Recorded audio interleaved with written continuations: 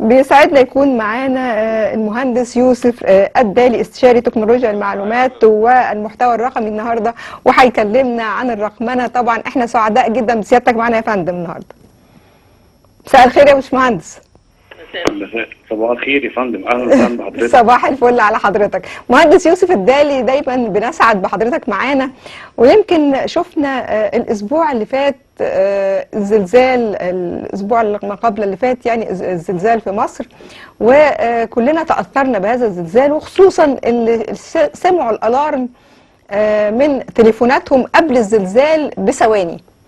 فأول حاجة احنا هنتكلم عنها النهاردة، هذا الألارم حصل ازاي، وهل ممكن ان هذا الألارم نفعله فعلا في مصر؟ احنا عارفين ان في كتير من الدول على مستوى العالم عندهم رسالة، مثلا لما بيكون في أمطار شديدة، في أي شكل من أشكال الأزمات، بيوصل رسائل على الموبايل لكل المواطنين في المكان اللي هيحصل فيه هذه الأزمة.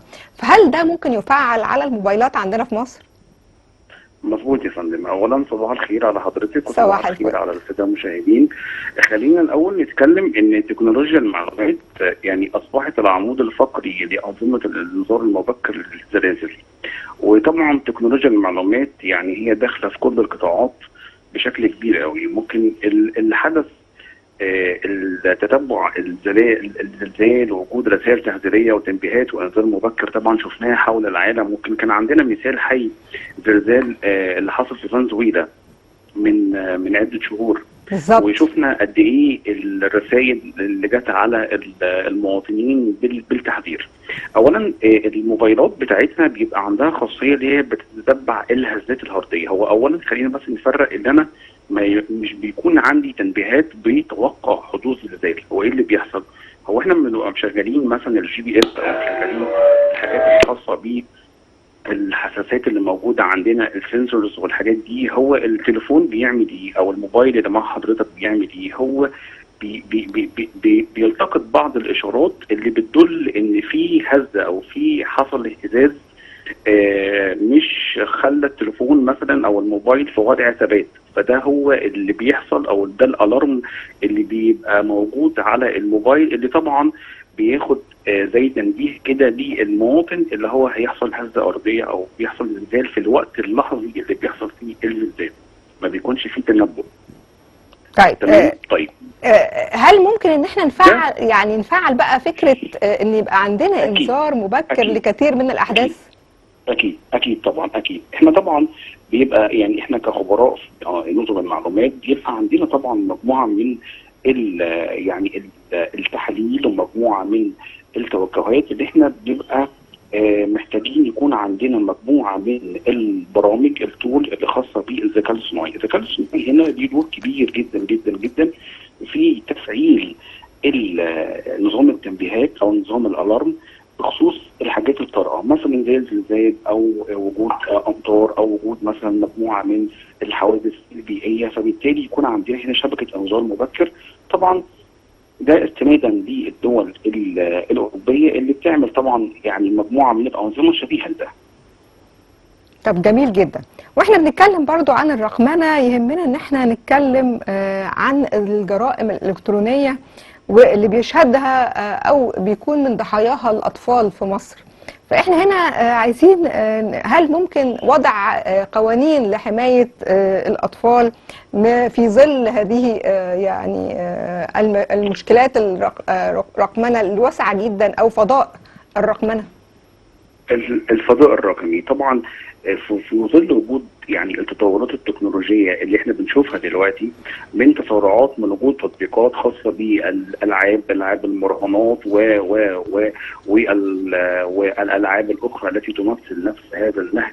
كان عندنا حاجه اسمها الجرائم الالكترونيه. ممكن بالزبط. احنا لو نرجع من كام سنه كده ما كانش عندنا حاجه اسمها الجرائم الالكترونيه. ممكن كل الدول دلوقتي بقت بتشرع قوانين لحمايه الاطفال واستخدامات الاطفال للسوشيال ميديا علشان خاطر تمنع الجرائم الالكترونيه. طبعا ده برضه يعني اعتقد في كتير من الاطفال اصبحوا يعني بيتعرضوا لكثير من المشكلات طبعا من خلال التكنولوجيا. فاول حاجه ازاي نحمي ابنائنا احنا شخصيا من دلوقتي، ازاي نحمي ابنائنا من هذه الجرائم تاني حاجة بقى، هل احنا محتاجين فعلا لقوانين تجرم هذه المشكلات وتبتدي فعلا طبعا تضع طبعا حد لهذه المشكلات، سواء بقى المشكلات اللي بيتعرض لها الأطفال، أو مشكلات أخرى تتعلق بمنصات المراهنات أو غيرها؟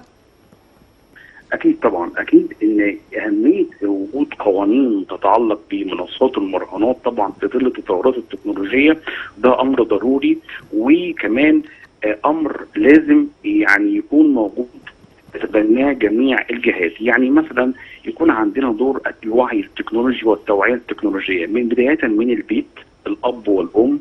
ثانيا الازهر الشريف والكنيسه يعملوا مجموعه من المبادرات حول الوعي التكنولوجي والوعي الرقمي واهميه استخدام الامن لتكنولوجيا المعلومات والابتعاد عن الجرائم الالكترونيه والعاب المراهنات. طيب ده ليه؟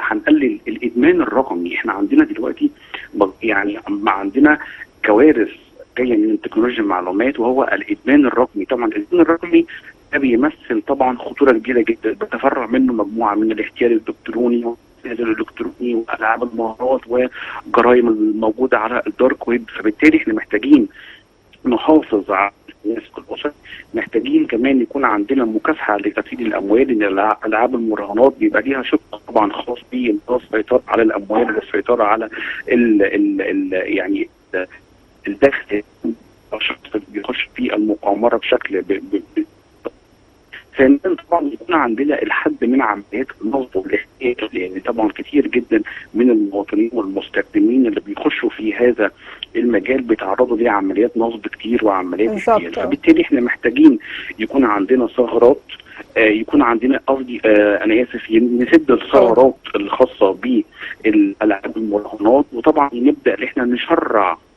قوانين اكتر تكون اكثر عرضه واكثر طبعا صرامه لاي شخص يستخدم العاب المراهنات. ولازم يفعل الثقافه الرقميه. الثقافه الرقميه مهمه جدا جدا يا دكتوره اماني لدى المواطنين. النهارده كلنا ماسكين موبايلات وكلنا بنستخدم السوشيال ميديا بشكل كبير جدا جدا جدا، فلازم طبعا يكون عندنا ثقافه رقميه نعرف احنا ازاي بنستخدم التكنولوجي بشكل كويس، نبعد ازاي عن المخاطر اللي احنا ممكن نتعرض لها. وطبعا تسيب البيانات بقى مهم جدا النهارده اللي احنا نبتعد عنه. فبالتالي احنا محتاجين نفعل دور الوعي التكنولوجي.